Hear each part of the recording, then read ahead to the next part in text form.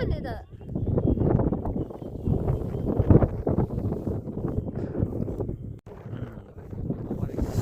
खै हामी चाहिँ यता सैलुङको माथि टुप्पोमा छौँ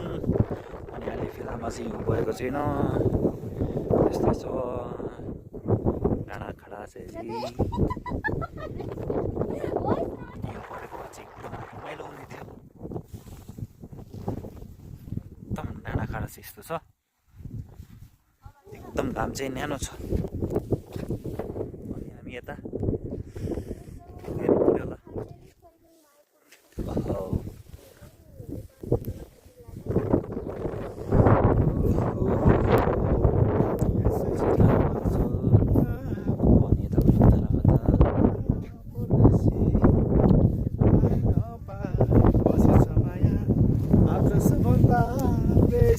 एकदम दाइले चाहिँ रमाइलो भएर छ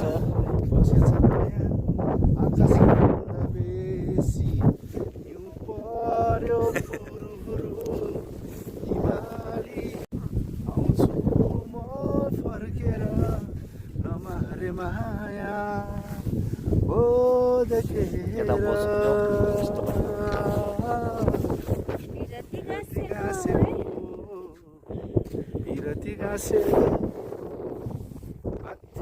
माथि सैलुङ्गेमा चौरी डुलाउनेलाई माथि सैलुङ्गेमा चौरी डुलाउनेलाई भनिदिनु उनको छोरी यसै ठाउँमा घुम्न आएको तिनजना परदेशी एकदम डाँडाकाँडा यस्तै छ हिउँ चाहिँ परेको छैन